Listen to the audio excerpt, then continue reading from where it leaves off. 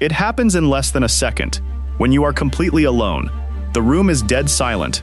There isn't a single logical reason to believe anyone else is there. Yet, before your conscious mind can process a thing, your body responds. A cold weight drops between your shoulder blades. Your breath hitches. Every nerve at the base of your skull screams a single, suffocating warning. You are the target of an unseen gaze. You spin around to look. Nothing. Just empty space and quiet air. You laugh at yourself, dismissing it as paranoia. But that chill at the base of your neck doesn't fade. Why does this happen?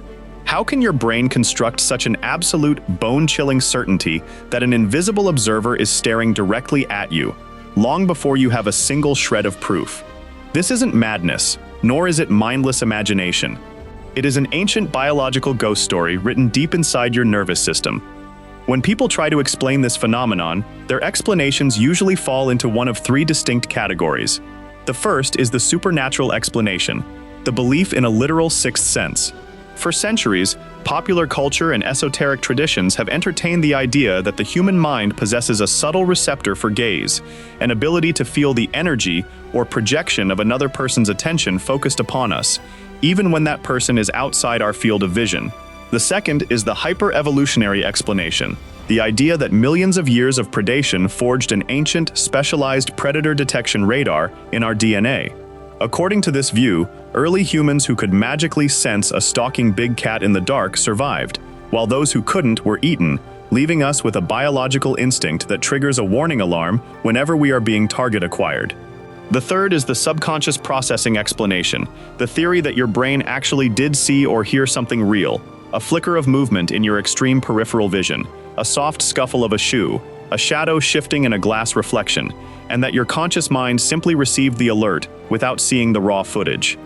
All three of these explanations are tempting because they provide clean, intuitive stories. But if you examine them through the lens of modern cognitive science, they begin to break down in very interesting ways. The idea of a literal, invisible stare ray violates everything we know about physics and neurobiology. Your eyes receive light. They do not emit it. There is no physical mechanism by which an eye looking at your back can exert a force or transmit a signal through the air. On the other hand, the evolutionary theory that we evolved an invisible gaze detector sounds scientific, but it assumes something evolution cannot provide: a sense that detects information that isn't physically there. And as for the subconscious theory, it gets us closer to the truth, but it misses the most unsettling part of the mystery. Because the feeling of being watched doesn't just happen when there's a sneaky clue in the environment. It happens in total silence. It happens in completely empty rooms. The real question isn't how we detect an invisible watcher. The real question is, why is the human brain so eager to manufacture one when there is no watcher at all?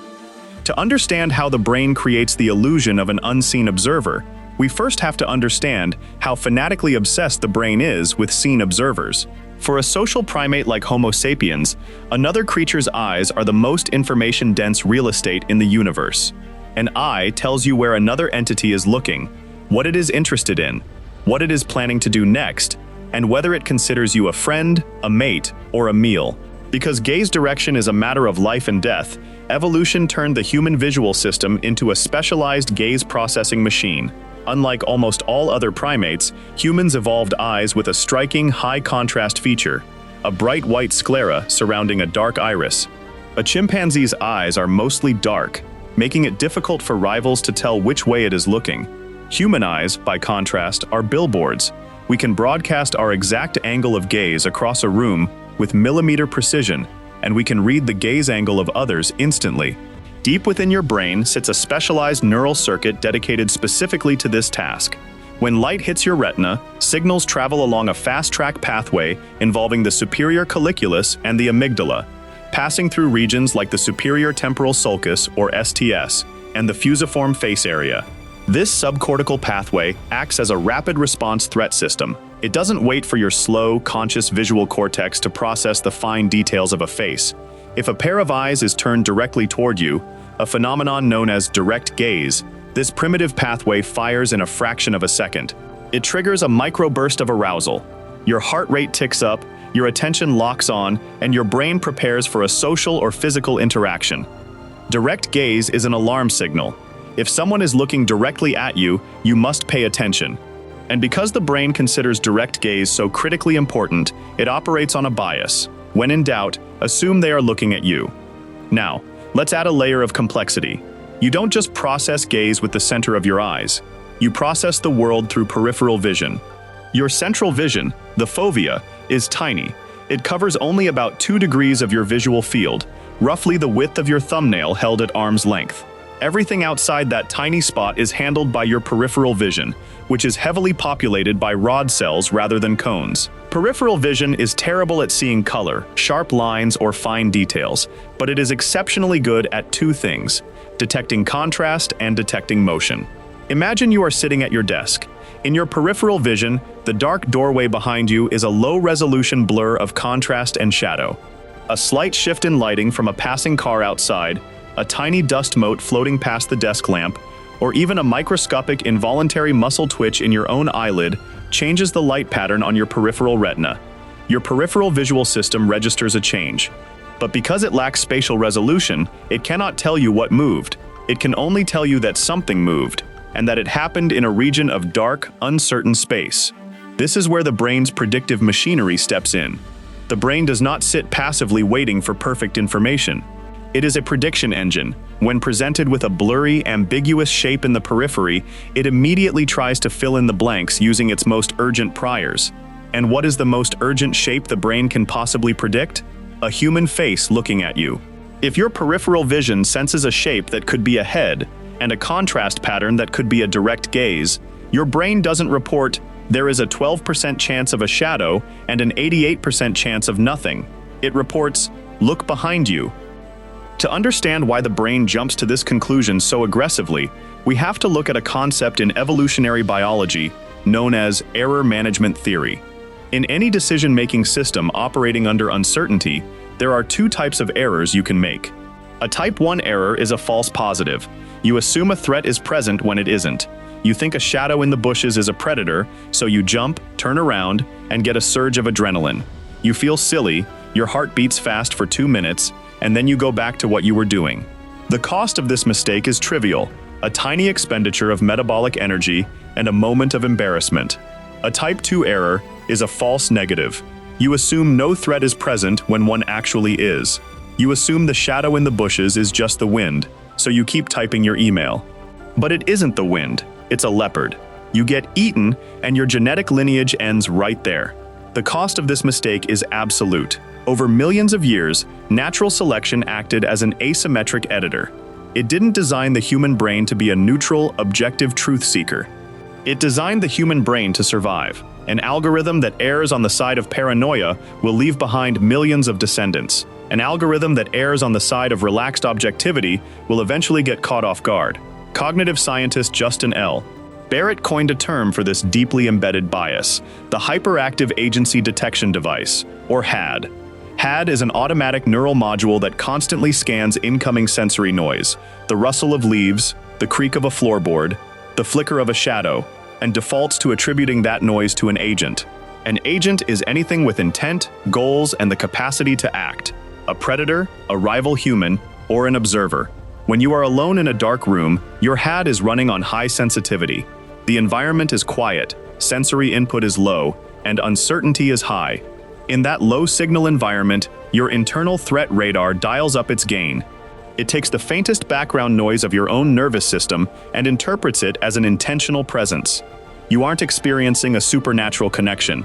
You are experiencing a hyperactive safety feature of an ancient operating system doing exactly what it was designed to do, over-predicting danger so you don't become a statistic. This brings us to one of the most fascinating chapters in the history of experimental psychology, the attempt to actually test whether human beings can feel an unseen gaze. In the late 19th century, belief in telepathy and spiritualism was sweeping through Western society. Many prominent intellectuals believed that the feeling of being stared at was proof of an undiscovered physical force, a mental ray that could bridge the distance between 2 minds. In 1898, a pioneering American psychologist named Edward B. Titchener decided to put this claim to a rigorous scientific test. Titchener noticed something crucial in his own laboratory. Students repeatedly claimed they could feel, when he was staring at the back of their necks during lectures. So he designed a series of controlled experiments. He placed subjects in a room with their backs turned to an experimenter. In some trials, the experimenter stared intently at the back of the subject's neck. In other trials, the experimenter looked away completely or thought about something else. The subjects were asked to signal the exact moment they felt they were being watched. The results were decisive. When all subtle physical cues were eliminated, subjects guessed whether they were being stared at a rate no better than random chance. Flipping a coin was just as accurate as their sixth sense. So why were so many people, including Titchener's own students, so utterly convinced that the ability was real? Titchener discovered two brilliant psychological mechanisms that explain the illusion. The first is the self-fulfilling prophecy of gaze. Imagine you are sitting in a classroom or a library. You suddenly get a vague feeling that someone is looking at you. You turn around to check. The moment you turn your head, make a sudden movement, or shift in your chair, you attract the attention of the people sitting behind you. They were not looking at you before, but the moment you moved, their natural visual reflex kicked in, and they looked up to see why you were turning around. Your eyes meet. Your brain instantly records a hit. I knew it. They were staring at me. You completely forget that it was your own movement that caused them to look.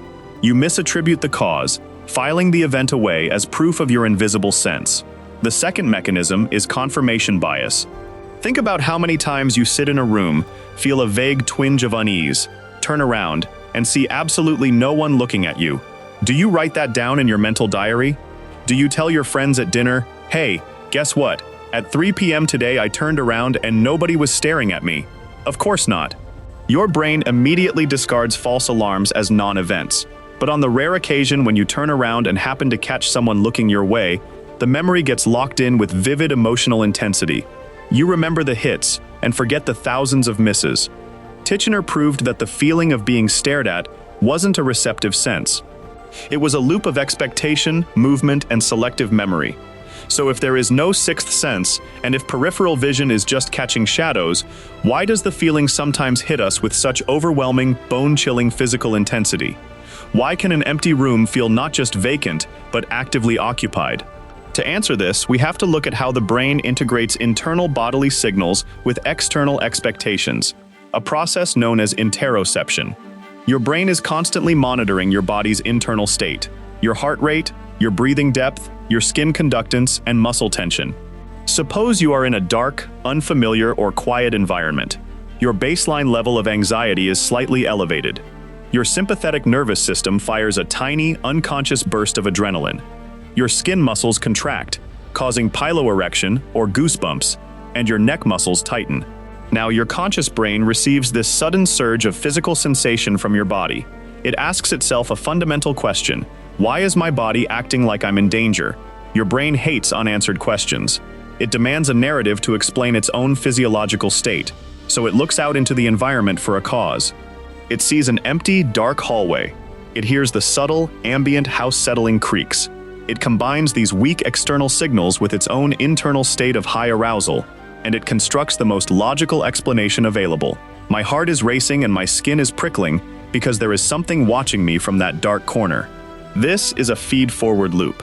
The bodily sensation generates the frightening narrative, and the frightening narrative triggers more adrenaline, which intensifies the bodily sensation. Within seconds, an empty space becomes thick with invisible intent. You haven't detected an entity. Your brain has woven a narrative silhouette out of temperature, shadow, memory, and its own racing pulse. So, why do we feel watched when no one is there? Because your brain is an extraordinary, hyper-vigilant prediction machine that would rather be wrong 1,000 times than be dead once. It takes low-resolution peripheral vision, weak auditory signals, and subtle shifts in ambient light, feeds them through an ancient threat detection algorithm, and fills in the blank spaces with the most urgent shape it knows: a pair of eyes looking directly at you. It is an illusion, yes. But it is an illusion built from the very software that kept your ancestors alive long enough for you to be sitting here today. Now, there is an important boundary to draw here. For the vast majority of people, the feeling of being watched is a transient, fleeting experience. It lasts a few seconds, prompts a quick backward glance, and dissolves the moment reality provides its update. However, when this mechanism becomes chronically hyperactive, when the feeling of being watched persists continuously, even in bright light, and causes profound, unyielding distress. It shifts from a normal evolutionary false alarm into a clinical realm. In conditions like severe anxiety, PTSD, or schizophrenia, the brain's internal predictive models can become so rigid that they override external sensory reality entirely. Understanding the evolutionary mechanics of gaze perception helps us appreciate the fine line between a functional survival system and a cognitive circuit under strain. The next time you are sitting alone at night and feel that familiar icy prickle at the back of your neck, the next time your shoulders tense up and an invisible tether pulls your head around toward an empty hallway, don't be ashamed of your paranoia, and don't reach for a supernatural explanation. Take a breath, turn around, look at the empty room, and remember that the phantom standing in the dark behind you isn't a ghost, a stalker, or a sixth sense. It is simply the quiet, persistent echo of an ancient biological guard dog, sitting deep inside your brain, staring into the dark, and keeping watch over a world that hasn't been dangerous for a very long time. Your brain just spent a few minutes learning about itself. If you enjoy uncovering the strange evolution behind our ordinary minds, hit subscribe to Oddplain and turn on notifications for the next deep dive. Thanks for watching, and see you next time.